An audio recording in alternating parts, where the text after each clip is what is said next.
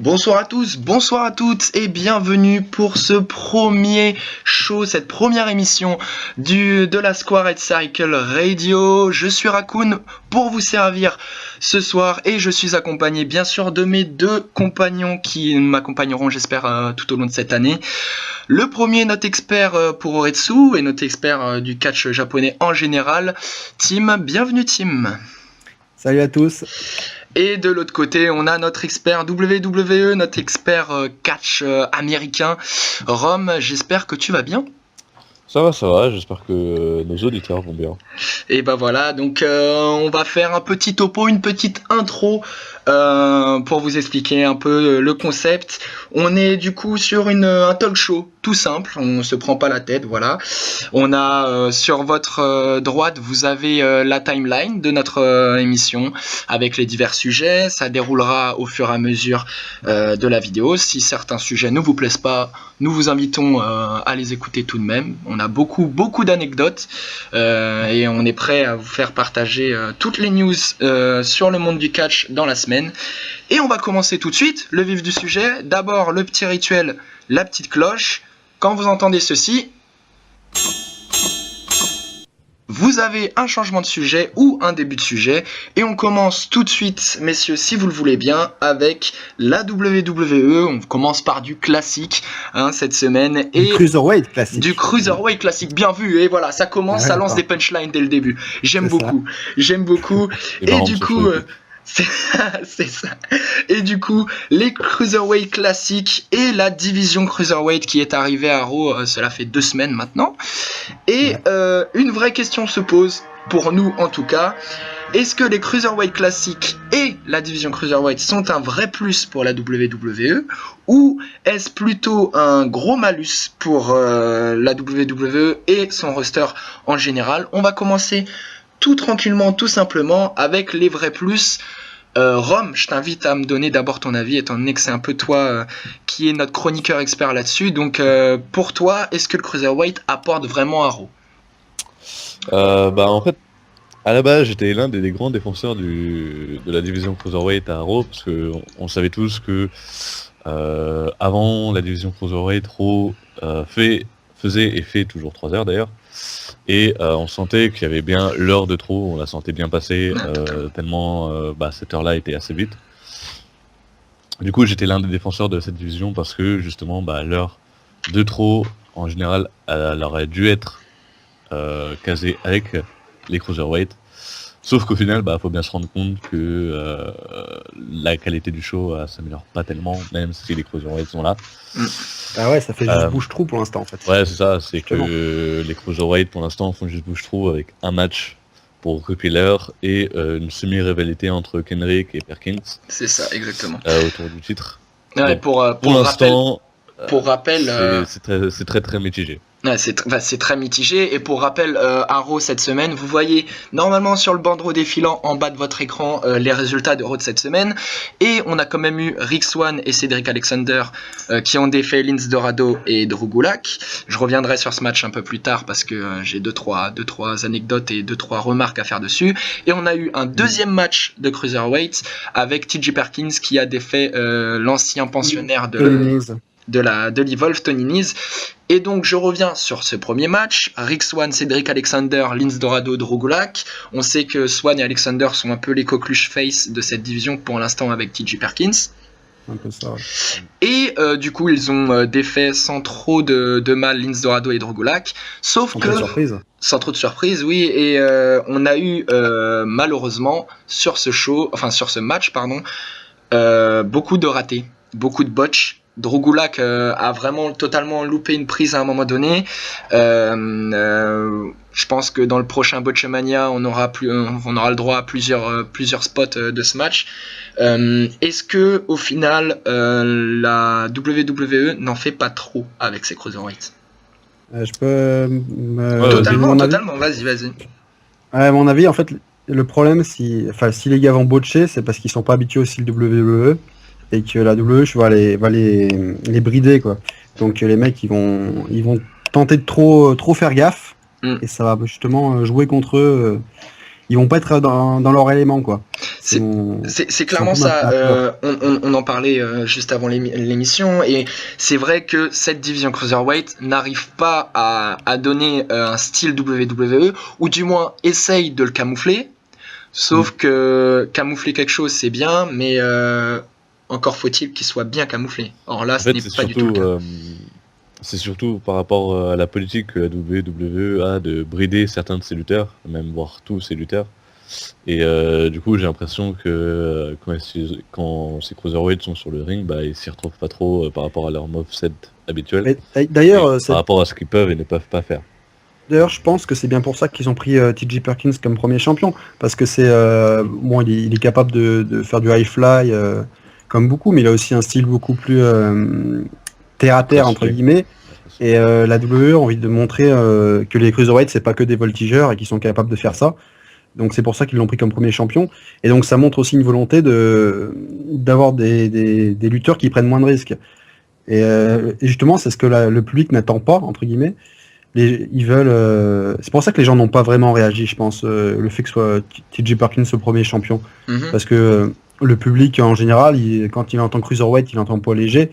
Il veut des voltigeurs, des luchadors, c'est surtout que des Rey Mysterio, quoi. Ils veulent Rey Mysterio. Ouais, c'est surtout après aussi dans le cruiserweight classique, on s'attendait pas forcément à ce que Perkins aille au bout. On voyait plus Ibushi, on voyait plus Ozawa. Clairement, Ibushi avait été tellement mis en avant que ça tombait un peu sous le sens. Et totalement. Mais même Zack Sabre et compagnie, c'est pas des, c'est des lutteurs techniques, hein, c'est pas des high flyers. Bien sûr. Mais moi, je pense que la WWE aurait mieux fait de mettre en premier champion, en tout cas, un mec vraiment un voltigeur, peut-être Cedric Alexander, hein, par exemple, un gars comme ça, pour emballer la foule directement et petit à petit revenir à quelque chose de plus classique avec de la technique. Mais est-ce que là, le public ne va pas accrocher directement, en fait? Ouais. Je pense que le high fly, c'était le bon truc pour accrocher. Ouais, c'était clairement le bon compromis. Et bon, sans vouloir faire une fanboy, même si je pense que tout le monde ici sait que je suis un grand fan de Cedric Alexander, je pense que la WWE a été surpris par sa performance et par la réaction du public par rapport à lui. C'est pour ça que maintenant, il est très mis en avant. En plus, il l'accompagne de Rick Swann qui, au niveau show, enfin au niveau de faire le show, il est là pour ça, clairement. C'est très intéressant dans ce sens-là parce le public a lui-même révélé certains talents, mais dans un autre sens, pour moi, T.J. Perkins n'est pas un champion crédible. Ce n'est pas un visage de la division Cruiserweight crédible. Non, c'est ça le problème. Moi, je trouve qu'il il mérite ce titre, il est excellent, mais il n'a pas encore la crédibilité. Enfin, il a pas le visage. C'est peut-être pour ça justement que sa première feud c'est contre Kendrick. Kendrick justement, un vétéran qui est connu. Un vétéran connu du public. Pourquoi pas l'aider. Pour justement l'installer en tant que champion crédible. Totalement. Et si vous avez vu les résultats de Raw qui défilent en bas, vous avez vu que, même la feud se poursuit. Les résultats, tout ça, vous avez sûrement entendu parler que Kendrick aura un rematch pour le titre. Il aura un title shot la semaine prochaine. Donc ça sera intéressant de voir comment ils vont gérer ça. Est-ce que Perkins va au final ne pas plaire et perdre son titre? Ça serait quelque chose quand même. Ça serait énorme. Mais ça montrerait aussi l'erreur qu'a fait la WWE, c'est-à-dire changer de main le titre. Dernière question par rapport au Cruiserweight, parce que mine de rien le temps défile et on a beaucoup de sujets à traiter. Une dernière question sur la Cruiserweight. Est-ce que vous pensez, j'ai lu ça sur Twitter cette semaine, est-ce que vous pensez que cette division Cruiserweight aurait pu être appelée Independent Division, dans le sens où on nous vend beaucoup trop de lutteurs indépendants? C'est du fan service, hein.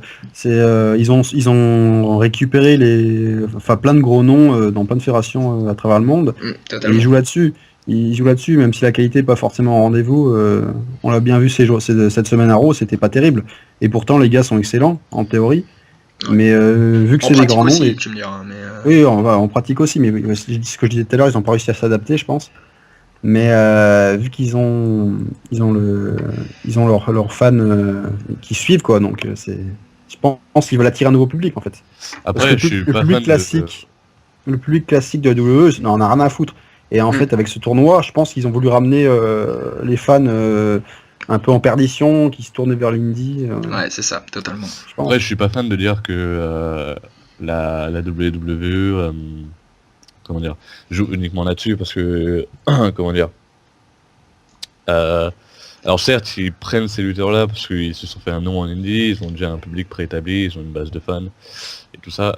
Mais après, qu'on me dise que, par exemple, la WWE, puis ses concurrents, en soi, ça peut paraître un fait. Ça reste les lutteurs qui signent les contrats, ça Ah bah reste oui, les mais lutteurs ça, qui c'est veulent sûr. aller là-bas.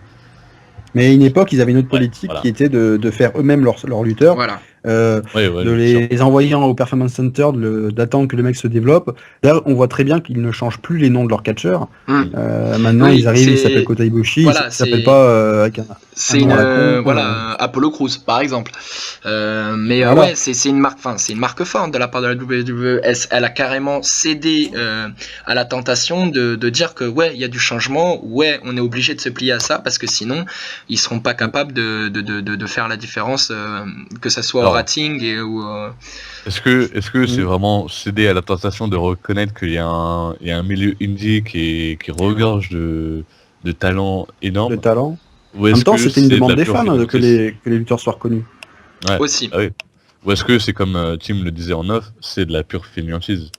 C'est de la pure fainéantise au niveau du booking Mais justement, le pour problème, s'établir, on voit au niveau de la actuellement qu'ils fanbase mettent, pour leur donner une fanbase.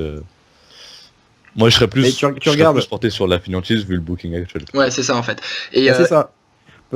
vas-y Tim, allez. Vas-y. Bon, Non, bah, mais vas-y, ouais, vas-y, je vais vas-y. dire, on voit actuellement on a un des meilleurs rosters de tous les temps, Ouais. avec les talents qu'on a, Edge Styles, Shinzeko Nakamura et, Shinsu. Kevin Owens. et Kevin Owens, Si voilà, tu veux parler les trois des champions importants. importants. Mais pourtant le booking ne suit pas et finalement c'est toujours aussi chiant quoi. Ouais, parce J'ai pas que en fait, spécialement envie de me remettre. le in-ring est bon, entre guillemets, est bon. Ils font quelque chose. Ils ont fait un effort, ça se sent. Maintenant, il va falloir construire des choses autour. Parce que on va en ça. revenir à un C'est sujet. la WWE. Voilà, donc, exactement. on attend du Du quelque chose, spectacle. C'est du mainstream. On n'est pas là pour regarder le match. On est là pour regarder Voilà. l'histoire qui est autour. On aurait ce roster à la Ring of Honor, ça serait de la folie. Exactement. Parce que- Sauf que la Ring of Honor n'a plus les moyens de se payer ce roster, clairement. Et puis, petite parenthèse, grosse parenthèse même, je pense que le retour de la brand extension et surtout de tout ça a été fait pour les ratings. Ouais. On a quand même eu en news cette semaine que le record du pire rating d'Euro de l'histoire, on parle pas sur les dernières années, de l'histoire, a quand même été battu cette semaine. Alors Ouais, mais pour une raison c'était quand même un assez contexte, importante. c'était un contexte assez. Alors c'est un contexte contexte, particulier. vu qu'on sait qu'il y a les débats politiques par rapport, enfin les débats pour les présidentielles aux États-Unis, en plus de la NFL qui reprend. Maintenant, la WWE, je pense, tremble un peu par rapport à ça, et c'est totalement légitime. Clairement, s'il a fait un moins bon rating que ça sur une semaine normale, va falloir qu'il commence à s'inquiéter. Mais en même temps, il y avait de la concurrence en face sur les autres chaînes, mais justement, ils n'ont pas proposé un show bien particulier. Oui, voilà. Alors, justement, si tu lis les résultats, tu vois que le match pour le titre US, il a duré une demi-heure. Oui.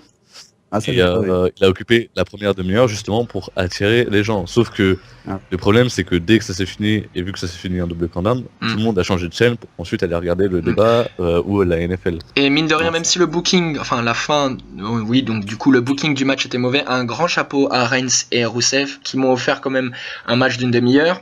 Ils ont été, athlétiquement parlant, ils étaient présents du début à la fin et le match n'était pas si mauvais que ça.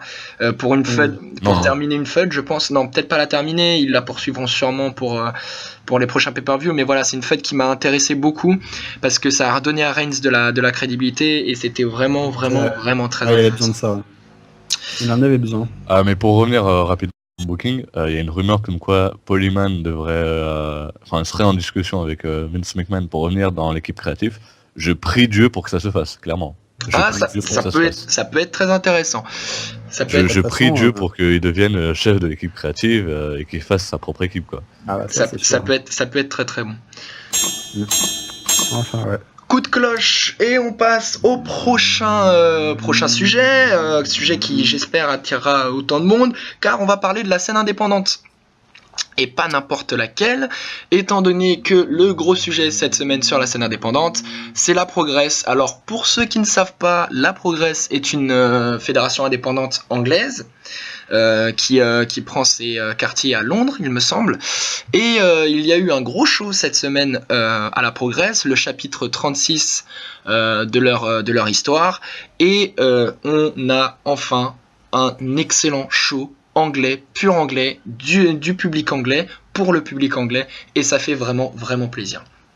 Ah bah c'est sûr, c'était un chapitre vraiment intéressant, quoi. Au niveau des résultats, Au niveau des résultats, on a quand même un gros show. Vous avez les résultats qui s'affichent en bas.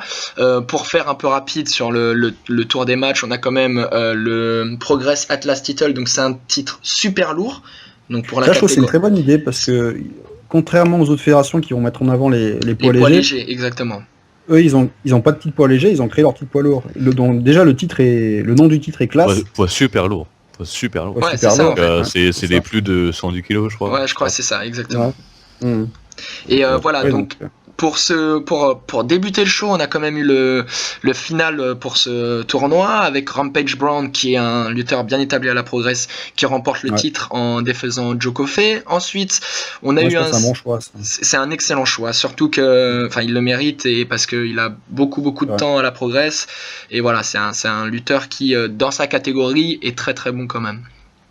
En second match, on a un six-man tactic match qui a vu Alex Windsor, Dahlia Black et Ginny défaire Laura Di Matteo, Nixon Newell et Poliana. J'en perds mon stylo. Le troisième match, no disqualification match, Sébastien face à William Ever, on a eu un no contest. Ensuite, un autre match pour les titres par équipe cette fois-ci, où on a eu un changement de titre. Les British Strong Style, donc de Pete Dunne et Trent Seven, ont défait les London Riots de James Davis et Rob Lynch. Un cinquième match avec Paul Robinson qui défait Chuck Mambo. Ensuite, un match extrêmement intéressant et extrêmement bien noté sur Cage Match. C'est une affiche de fou. Un best 2 out of 3 falls entre Zack Sabre Jr. et Thomas Ciampa, remporté par Zack Sabre Jr. 2-1.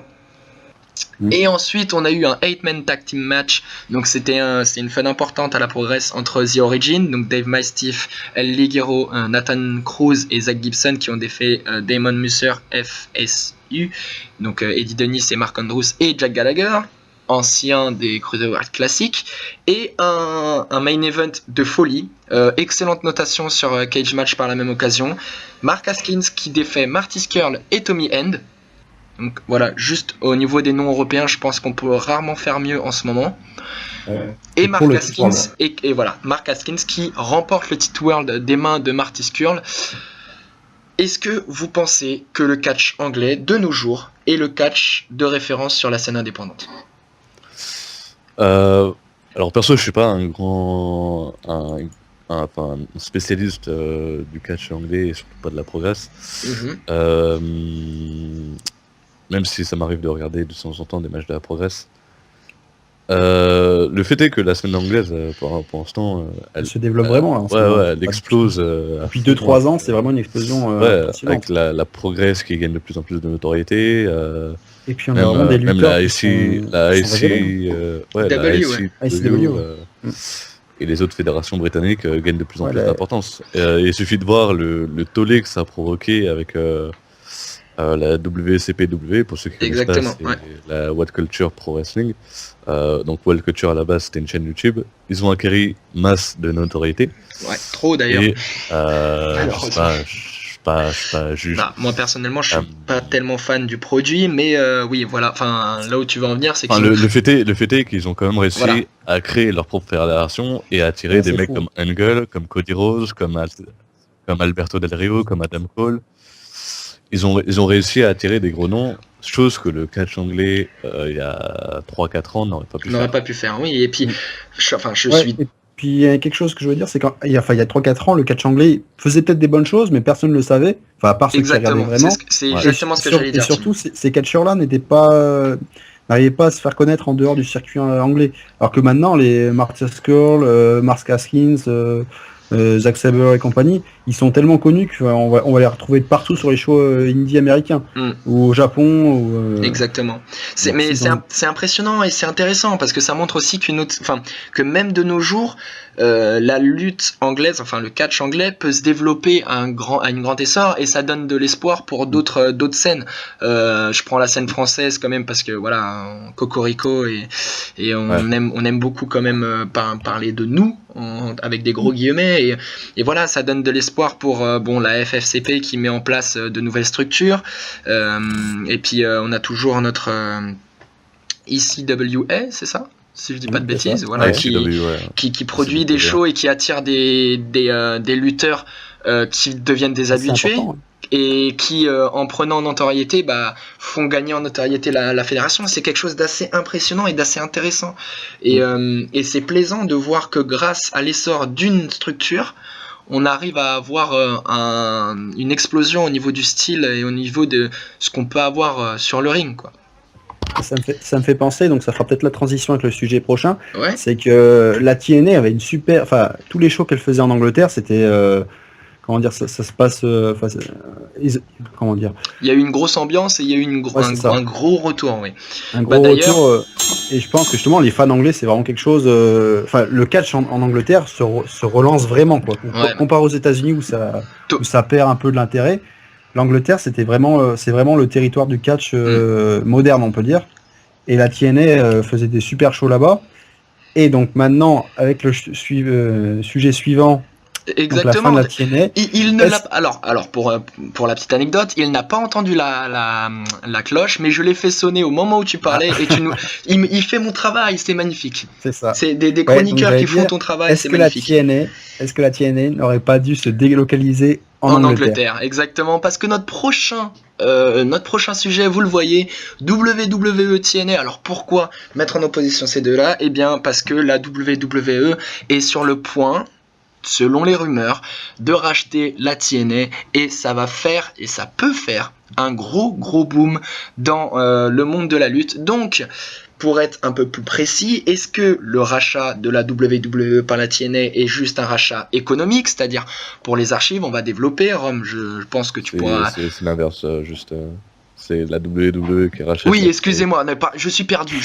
Tim me prend mon travail et du coup j'en perds mes notes. Oui, merci, bien vu, Rome. Est-ce que le rachat de la WWE par non. TNA par la WWE. Exactement. Vous avez compris. Est un rachat purement économique, c'est-à-dire récupérer les archives de la TNA pour pouvoir les utiliser sur leur network, ou alors est-ce que c'est un rachat pour les fans, même si j'en doute, pour pouvoir, pourquoi pas, faire une TNA Invasion à Raw ou à SmackDown. Les gars, je vous laisse me donner votre avis, parce que c'est un sujet qui, moi, me paraît très important, étant donné les dernières news que nous avons eues. Alors, comme je le disais en off tout à l'heure, est-ce que vous avez déjà vu la WWE faire quelque chose pour les fans? Exactement. Oui, sauf... Et je dis bien sauf Daniel Bryan dans le main event de WrestleMania. Voilà, c'est peut-être l'unique exemple qu'on a. Enfin là, t'es quand même un peu mauvaise langue à ce point-là, parce que... Oui, c'est vrai que c'est mauvaise langue un peu, mais c'est la réalité en soi, c'est que clairement, si Bryan n'avait pas eu autant de support de la part des fans, si son yes comme catchphrase n'avait pas... Ils se sont rendus compte que Bryan apportait de la monnaie, donc voilà. Oui, voilà. Donc on revient à l'histoire que si la WWE rachète la TNA, c'est purement économique. Et de toute façon, s'ils rachètent la TNA, ils sont gagnants sur tous les fronts, parce qu'ils vont récupérer les archives, ils vont pouvoir développer leur network avec un... Enfin, ça va apporter vraiment un plus au network. Et en plus, s'ils récupèrent les contrats, comme en 2001 avec la WCW, ils vont dégager ceux qui les intéressent pas et puis ils vont faire venir les autres. Totalement. Et notamment des très gros noms en ce moment. La TNA a réussi à créer des très grosses stars ces dernières années. Donc, totalement. Ils ont créé des grosses stars. Ils ont réussi à relancer des anciens lutteurs de la WWE pour en faire des têtes d'affiche. Parce que là, on parle quand même de Bobby Lashley, on parle de Ethan Carter 3. qui était à la WWE par le passé. On parle aussi, mine de rien, des Hardys. Les Hardy Boys qui sont vraiment WWE comme les Hardy, mais aussi Kurt Angle. Et il faut pas l'oublier, Cody Rhodes et techniquement, enfin c'est fini normalement. Enfin, techniquement, Cody Rhodes a signé. Ouais, mais Cody Rhodes ne reviendra pas à WWE. C'est comme Cody Rhodes ne reviendra pas. Damien Sandow. Ouais, mais techniquement, si la WWE rachète toute la TNA, donc ça inclut les contrats. Exactement. Oui. Je pense que Cody Rhodes négociera son départ de toute façon, mais oui. Voilà.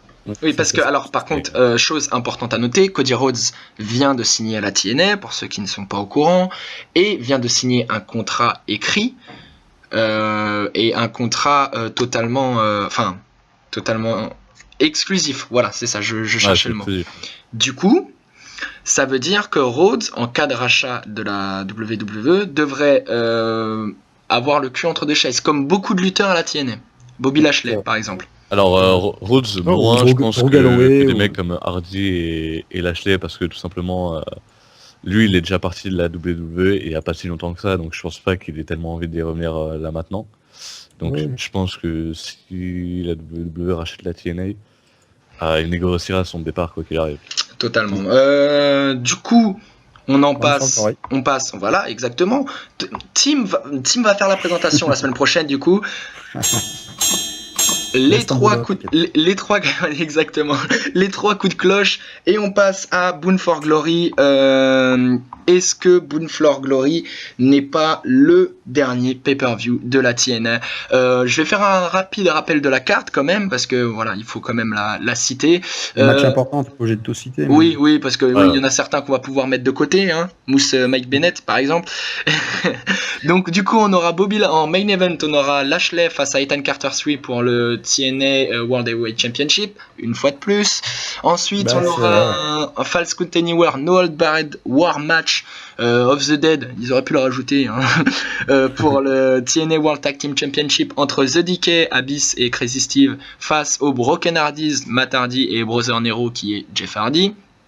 On a la finale du inaugural Impact Grand Championship Tournament pour ce nouveau titre de la TNA dont on va parler à mon avis un peu plus tard entre Aaron Rex, voilà c'est ça, nouveau ancien titre masterisé et redesigné, Aaron Rex face à Drew Galloway. Attention, Drew Galloway qui est blessé, donc il sera remplacé en théorie. C'est exactement voilà, c'est là où je voulais en venir. On a Maria face à Gail Kim pour le titre des TNA Knockouts.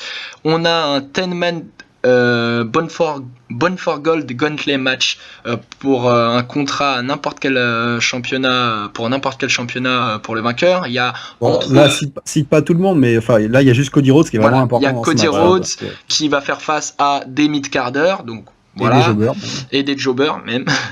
Et on a un match pour le TNA X Division Championship entre DGZ, donc Zimayon, et un lutteur a annoncé, on ne sait toujours pas qui, alors que le show a quand même lieu, si je dis pas de bêtises, le 2. Ce dimanche. Ce dimanche, voilà. Alors, devrait avoir lieu, mais c'est même pas sûr que le show devrait avoir lieu parce que avec le rachat, les clauses du rachat dont on parlait plus tôt seraient. C'est même pas le rachat, c'est surtout la TNA qui manque de liquidité. Voilà, elle manque totalement de. Elle n'est même pas capable de financer son propre pay-per-view annuel, event historique pour eux. Et du coup, en parlant de la carte, on va parler de la carte vite fait. Est-ce que je vais reprendre le titre que m'a donné Tim un peu plus tôt? Est-ce que c'est une carte bancale ou bankable pour vous? Pour moi, pour les fans de la TNA, je pense qu'elle est très bankable. Parce que Lashley et EC3, c'est vraiment les très gros noms de la TNA en ce moment, donc c'est les plus logiques pour main eventer le plus gros show de l'année. Totalement. Après, est-ce que c'est une affiche qu'on n'a pas déjà vue depuis un an? J'ai l'impression de voir toujours la même chose, personnellement. C'est ce que je disais. Lashley et Ethan Carter 3, ils n'ont pas réussi à faire monter d'autres personnes dans le main event, clairement pas. Selon moi. Après, il y a le match par équipe qui est, à mon avis, avec cette histoire autour des frères Hardy, c'est quand même quelque chose Alors on adhère pas du tout. C'est un gros délire. Final Deletion, mine de rien. Ça a fait beaucoup de bruit. C'était cet été, à peu près. Que ce soit en bien ou en mal, ça a fait beaucoup de bruit. Ça a fait beaucoup de bruit. Et donc c'est bankable. C'est bankable. Après, pour moi, il y a des matchs. Mousse Mike Bennett, Maria Galkim, le Tenman Guntley, qu'on sait clairement que Cody Rhodes en sortira vainqueur. Le reste, c'est bancal. Et on a quand même le titre TNA X Division, qui est la marque de fabrique de la TNA, où on a le champion, certes, qui défendra son titre contre, on sait pas.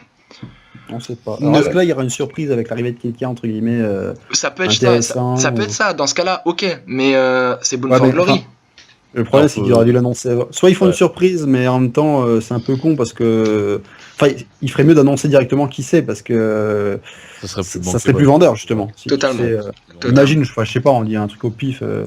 Un ancien champion X-Division très connu, c'est genre Daniels qui revient. TJ Perkins, non, il est champion à la WWE. Kazarian, Suicide, des champions historiques, quoi. Mais... Ces gens-là, faut les annoncer pour que ça soit. Que les gens ont envie de regarder pay-per-view, parce que si tu le dis pas. Enfin, moi, en tant que fan de catch, outre le fait que j'ai lâché la TNA depuis longtemps, cette carte me vend pas du rêve. Et on en passe au deuxième vrai sujet de Bound for Glory. Est-ce que c'est le barreau d'honneur de la TNA? Barreau d'honneur, je pense que c'est un peu tôt pour le dire pour l'instant, tout simplement parce que va falloir attendre. Apparemment, c'est de dizaines d'heures, quoi, parce que ça va se jouer. Là, c'est dimanche le pay-per-view. Déjà, on n'est même pas sûr que le pay-per-view ait lieu. S'il a lieu, est-ce que ça sera le dernier show ou est-ce qu'il y aura la monnaie pour faire la suite? Mais à mon avis, parce moi, j'ai peur qu'il n'y ait pas de suite. J'espère au moins que la TNA pourra finir entre guillemets sur une bonne note avec finir sur son gros pay-per-view, ça serait la meilleure des choses pour eux. Oui, c'est vrai qu'au niveau historique, terminer sur les Bound for Glory, ça bouclerait la boucle, ça serait quelque chose de pas impressionnant, mais ça tomberait sous le sens, ça serait logique. Maintenant, est-ce que la TNA va être capable de faire le show? Est-ce que la TNA va être capable de produire le show? C'est une autre dimension à prendre, et le produire surtout un bon show. Oui. Moi je pense que ce pay-per-view risque d'être bon pour les fans, mais il attirera personne d'autre. C'est pas un pay-per-view qui va attirer des nouveaux fans, des nouveaux, les gens qui ne regardent pas TNA habituellement n'iront pas voir ce pay-per-view, quoi. Et puis, est-ce que la TNA ne gagnerait pas justement à annoncer quelques heures ou quelques jours avant, c'est-à-dire ce soir ou demain soir, c'est notre dernier pay-per-view, jouer sur le côté un peu émotionnel, quitte à relancer un autre concept derrière. Oui, ça serait une bonne chose. D'après les dernières nouvelles et tout ça, la deadline, c'est surtout la deadline pour trouver les financements, c'est demain. Donc, totalement. Pour l'instant, il n'y a aucun fonds mis sur le pay-per-view. Donc, s'il n'y a aucun fonds, le pay-per-view ne se fera tout simplement pas. Et, ça serait vraiment dommage, moi je trouve. Ça serait un gros coup dur pour la TNA, ça c'est clair. Donc ce sera un coup dur et puis il va falloir les rembourser les billets qui ont été vendus surtout. Ce sera surtout un tournant parce que ça marquera la fin de la TNA. Ça sera un point final. Ça sera clairement un point final malheureusement pour la TNA. Si elle n'arrive pas à trouver de financement pour son pay-per-view, elle ne trouvera pas de financement pour les tapings, ce qui est sûr. De toute façon, là, à part un miracle, moi j'imagine que la TNA c'est terminé, quoi. Donc après j'espère que ça se fera de la plus belle des manières avec un gros show et pas en annulant le dernier pay-per-view. Ça serait une sortie par la porte de derrière, ça serait un peu dommage. Donc, voilà. La cloche a sonné, messieurs. On arrête avec la TNA. Je vous coupe totalement parce que on me dit il faut respecter le temps. Il faut respecter le temps et c'est surtout que la team trépigne en fait depuis le début de l'émission. On lui a mis sa chronique en fin d'émission pour lui faire plaisir. Nous passons au Puroretsu et nous passons au main event. C'est ce que j'allais dire de notre émission. la NJPW avec ses shows Destruction.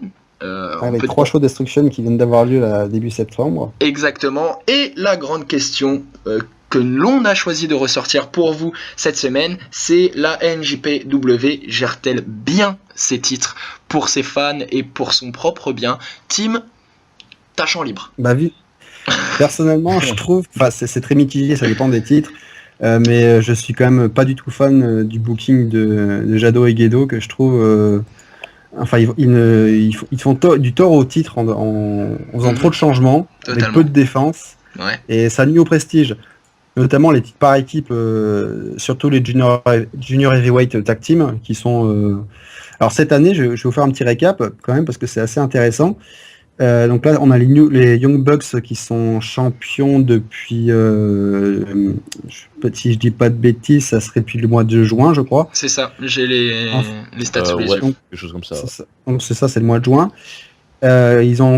Avant eux, il y a eu Matsuya et Ricochet qui ont gagné les titres, qu'ils ont perdu directement. Ouais. Et Roppongi Vice avant, c'était pareil, ils n'ont pas défendu les titres. Mhm. Encore avant, Matsuya et Ricochet qui n'ont pas défendu les titres. Enfin bref, on a la dernière défense vraiment intéressante avec plus de 3 défenses. C'était les Time Splitters en juin 2014. Kushida et Alex Shelley, c'est ça? Donc en gros, ça fait 2 ans que les titres se passent de main en main. Sans vraie sans vraie défense, quoi. Voilà, on n'a exactement. aucun bon règne depuis 2 ans. Et donc ça, pour moi, ça fait vraiment du tort à cette division. Et c'est pareil finalement avec quasiment tous les autres titres. À part le Junior Heavyweight qui vient de changer. C'était Kushida là, qui a gardé le titre pendant plusieurs mois et qui a réussi à redonner du prestige, notamment avec plusieurs grosses défenses et en remportant la Super J-Cup là, cet été, donc prouvant que c'est un grand champion. Oui, totalement. Là, le titre vient de changer pour Bushi, donc Oui. moi personnellement je l'aime bien. Je pense que c'est son premier règne, il peut faire des bonnes choses. Ouais. C'est à Tokyo, c'est ça, Destruction in Tokyo. Si je dis pas de bêtises, c'est ça. Donc là, je pense, ce titre, il est plutôt bien exploité. Mais là où il y a un gros problème, c'est les 2 autres titres problématiques pour moi, c'est Intercontinental et Never Openweight Six-Man Tag Team. Ouais. Donc peut-être commencer par l'Intercontinental qui vient de changer de main. Ouais, c'est Tetsuya Naito qui vient de remporter le titre à Destruction in Kobe face à Michael Elgin, c'est ça? Elgin. C'est ça. Il a battu Elgin, ouais. Kobe. Big Mike. Et bref, c'est l'American Kobe. C'est ça. Et donc, est-ce que c'est une erreur pour toi, Tim? Je trouve que Naito mérite vraiment le titre. Le problème, c'est Elgin qui n'a eu qu'une défense lui aussi, qu'il a perdu au bout de 2 mois, même pas. Ouais, alors que le mec, c'est quand même... pourquoi lui avoir donné le titre pour lui faire perdre aussi rapidement? C'est ça le problème. Totalement. Et puis, alors, on rappelle quand même que... Juste avant, on a eu Kenny Omega qui a eu un titre. Kenny Omega aussi a chopé le titre en début d'année. Voilà. On pensait que ça serait vraiment un champion crédible. Champion crédible qui allait garder le titre longtemps, à la Nakamura un peu. Exactement. Et finalement, non, il l'a perdu quasiment instantanément. Si on regarde même le règne de Nakamura et la feud contre Tanahashi, les deux se sont échangés le titre. C'était du ping-pong, clairement. Sans vouloir faire de mauvaises blagues, c'était clairement ça. Après, est-ce qu'on pardonne ce booking-là parce que c'était Nakamura et Tanahashi et que du coup, vu que c'est les mains... Oui, là c'est pas un problème parce que les mecs sont au même niveau et c'est un peu des éternels rivaux. Donc, est-ce qu'on pardonne ce booking de ping-pong juste parce que c'est 2 gros noms? Chose qu'on pardonnerait pas si c'était par exemple avec les Junior Tag Team. Entre les Young Bucks, les Stampisters et les Roppongi Vice, quoi. Exactement. Et puis on va les autres titres dont tu voulais nous parler, c'est le Never Openweight Six-Man, le titre. Donc le titre qui a été créé en début d'année là à Wrestle Kingdom, qui a été mis en jeu donc il y a quelques mois, enfin il y a 9 mois précisément, et on a eu déjà, alors je vais vous dire ça, le nombre de règnes, je crois qu'on est déjà à 8 règnes. 8 règnes en 9 mois, c'est quand même du n'importe quoi. Avec le règne du Bullet Club, par exemple, qui a été de 3 jours, vive la crédibilité. Alors je suis d'accord, pour moi les trios c'est pas comme les équipes, les mecs sont censés être moins soudés et moins soudés, donc après c'est évident que les titres vont changer plus souvent, soit un peu plus volatiles, c'est logique. C'est maintenant, est-ce que comme la Dragon Gate, par exemple, la Dragon Gate, les titres changent beaucoup plus régulièrement que les tag teams. Voilà, exactement. Mais ça empêche pas que les règnes soient quand même un peu plus crédibles que ça. Ouais, et puis là, s'il vous plaît, alors je suis un grand fan de Ricochet, je pense que notre audience le sait. Pourquoi David Finlay est venu mettre ses mains sur ses ceintures? Alors à la base c'était surtout parce que Miles Sala a eu un problème de visa. Il n'a pas pu rejoindre le show. Du coup il pouvait pas défendre, il était champion de trio justement avec Ricochet et Kojima. Et que du coup comme c'est un trio qui a pas vraiment de un peu vraiment de sortie de nulle part, parce que Kojima fait avec eux. Ouais, c'est ça. Déjà. Enfin bref. Enfin, voilà. Maintenant, c'est fini. Et du coup, C'est en pire. fait, au lieu de qu'ils défendent leur titre avec un partenaire de leur choix, ils ont rendu les titres vacants. Ouais. Et donc ils ont fait un match contre le Bullen Club avec donc David Finlay qui est un rookie. En remplaçant. Ouais, en remplaçant de Matt Sadal qui est un rookie, je le rappelle. Ouais, oui, voilà. Ce qui est très important à souligner, et tu le soulignes, et tu fais très bien de le souligner, Rome, c'est que c'est un rookie. C'est que c'est quelqu'un qui est normalement. Bon, il a du potentiel. Il a Alors du oui, potentiel, totalement. Il a rien gagné. Il n'a pas mérité ce title shot. Voilà. Je dis Il pas y le a contraire, tellement, il y a tellement de monde dans le roster de la NJPW qui a besoin de titres pour lancer leur carrière ou pour leur permettre justement d'avoir un plus au niveau crédibilité, et on nous sort David Finlay. Ça fait mal au crâne, ça fait clairement mal au crâne. Il a aucun lien entre guillemets avec Ricochet ou Kojima. Ouais. Il n'y a pas d'équipe, il n'y a pas de clan. C'est ça. On aurait, je sais pas, l'équipier de Kojima, donc Hiroyoshi Tenzan, qui serait venu. Là, ça aurait une certaine logique. Même si Tenzan est cramé comme. Oui, il est cramé, mais au moins il y aurait une logique. Au moins il y aurait de la logique, quoi. Mais. Et donc, puis, en parlant de trucs pas logiques du tout, c'est les prochains challengers, c'est le clan Chaos, alors Will Ospreay, et Roppongi Vice, donc Beretta et Rocky Romero. Ouais. Alors les gars, ok, ça fait un super trio. Je pense par contre, au niveau, je trouve que le trio a un peu plus de gueule déjà.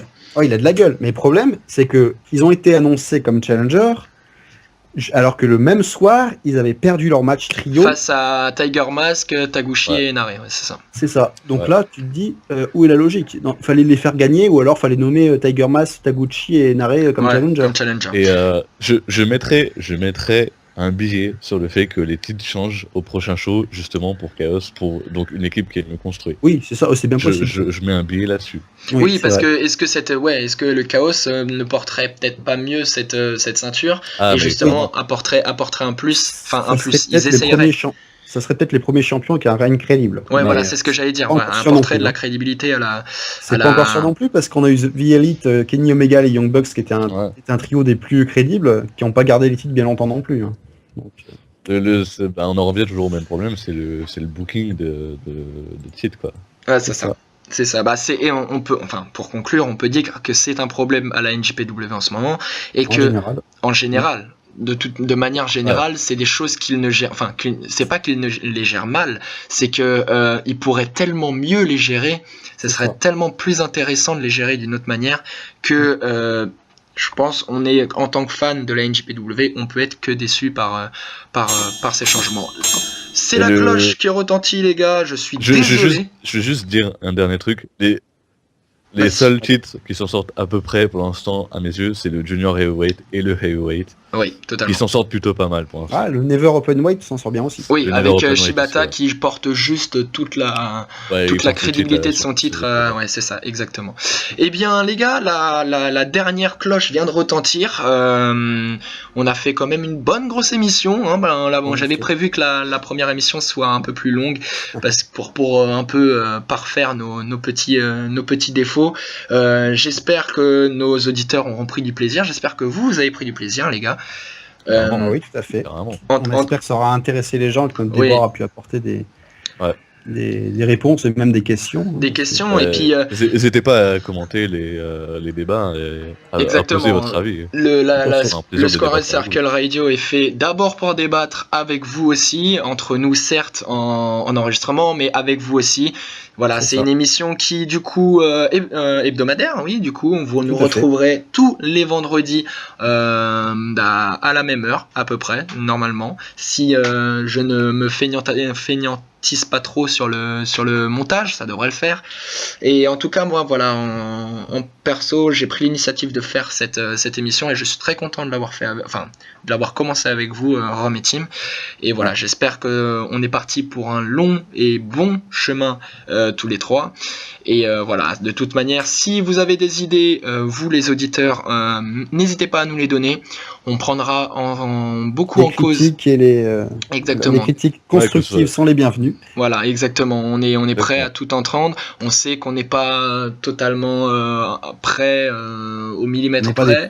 On n'est pas des pros, c'est pas notre spécialité, mais en tout cas, on prend du plaisir à le faire et je pense que c'est important. Ça s'est ressenti. Enfin, moi, je l'ai ressenti dans cette émission. Et voilà. Donc la semaine prochaine, on se retrouvera tous les trois encore une fois, même heure. Et j'espère que vous de votre côté, vous serez là. Les gars, un dernier mot. Un meilleur booking partout, ce serait mieux. Ah bah, si seulement.